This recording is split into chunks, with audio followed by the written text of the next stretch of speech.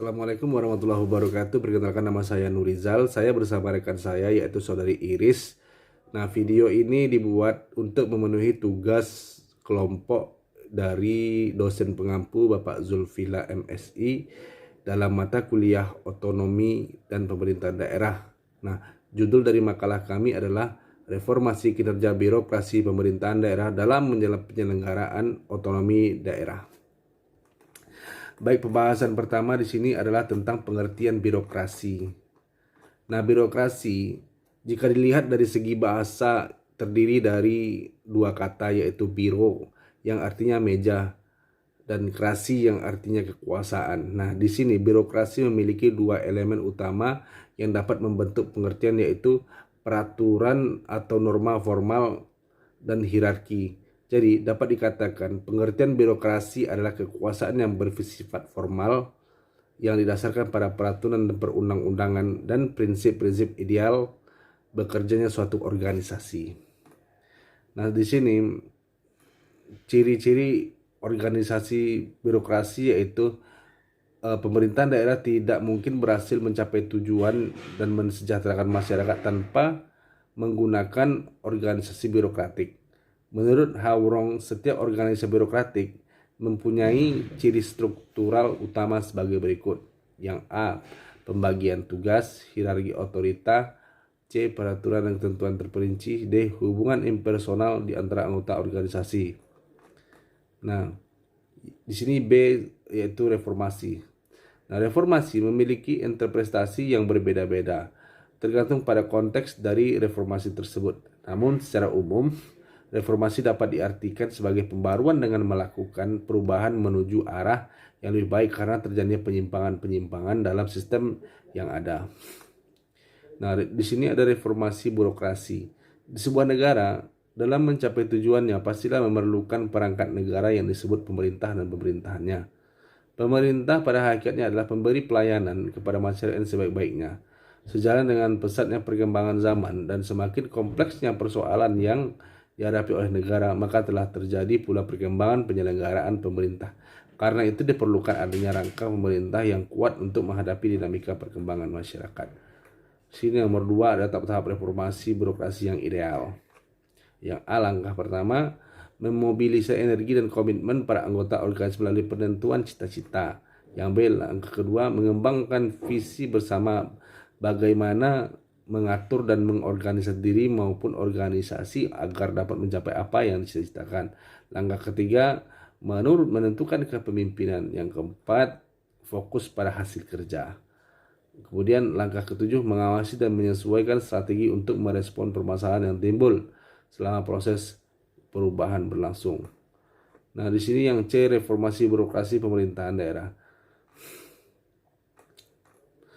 Pimpinan diperlukan untuk mengkoordinasikan kegiatan perorangan yang mengarah pada pencapaian tujuan, tapi tidak bersifat mengatur. Pada tahap kemandirian, setiap individu telah memiliki kesadaran dan tanggung jawab tanpa terlampaunya banyak diawasi atau dikendalikan. Nah, birokrasi di Indonesia adalah birokrasi tanpa karakter. Indikasinya nampak dari berbagai persidangan korupsi pada Departemen Agama maupun Departemen Kelautan dan Perikanan. Dan mungkin nantinya juga ada departemen-departemen lainnya. Nah, baik, mungkin untuk selanjutnya akan dilanjutkan oleh rekan saya yaitu saudara Iris. Saya mengucapkan wassalamualaikum warahmatullahi wabarakatuh. Assalamualaikum warahmatullahi wabarakatuh.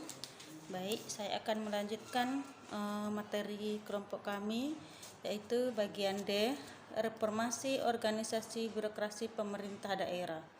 Telah dipahami bersama bahwa organisasi adalah sebuah wadah dan sekaligus sistem kerjasama untuk mencapai suatu tujuan tertentu. Sebagai sebuah sistem, organisasi harus bersifat self-renewing system, dalam arti memiliki mekanisme untuk secara terus-menerus memperbaiki dirinya sendiri sesuai perkembangan lingkungan internal dan eksternal. Para ahli organisasi sudah mengingatkan bahwa pada abad ke-21 perlu dilakukan pembaruan dengan lebih menekankan pada keahlian, bukan lagi pada kekuasaan. Momentum untuk mengubah organisasi pemerintah daerah menjadi lebih profesional menuju organisasi generasi keempat sebenarnya terbuka pada saat peraturan pemerintah tersebut akan direvisi.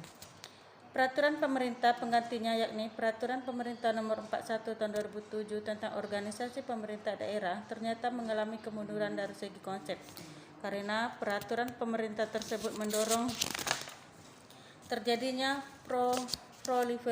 proliferasi birokrasi dengan memberi peluang penambahan jumlah jabatan struktural. Untuk menjalankannya, diperlukan birokrasi yang profesional dalam bidangnya secara spesifik, dan hal tersebut hanya dapat diperoleh melalui pengembangan karier melalui jabatan fungsional dalam satu organisasi fungsional. Apabila daerah mengembangkan organisasi fungsional, berarti daerah telah masuk pada organisasi generasi keempat. Jabatan karir yang bersifat generasi tetap diperlukan, tetapi jumlahnya tidak sebanyak jabatan karir spesialis. Reformasi sumber daya birokrasi pemerintah daerah. Di dalam organisasi, sumber daya manusia memegang peran kunci, begitu pula di dalam birokrasi pemerintah daerah. Sumber daya manusia dalam birokrasi pemerintah daerah yang biasa disebut sebagai pegawai negeri sipil adalah abdi negara dan masyarakat. Menurut Becke, Ferry, dan Tonen 1996, ada 5 tahap perkembangan peran PNS, yaitu PNS sebagai pelayanan perorangan, PNS sebagai pelayanan negara atau pemerintah, PNS sebagai pelayanan masyarakat, PNS sebagai pelayanan yang dilindungi, PNS sebagai pelayanan profesional. Yang F, reformasi kepemimpinan pemerintah daerah. Kepemimpinan nasional harus dapat berfungsi mengawal proses pembangunan dan hasil-hasilnya dapat dirasakan oleh warga bangsa di seluruh wilayah Nusantara. Kepemimpinan nasional harus dapat mengawal strategi implementasi reformasi birokrasi PURB 2008, yakni 1. Membangun kepercayaan masyarakat.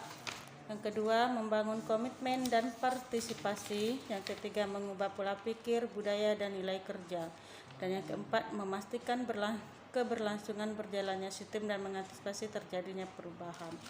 Demikianlah kelanjutan dari pembahasan kelompok kami. Mohon maaf jika ada yang kurang.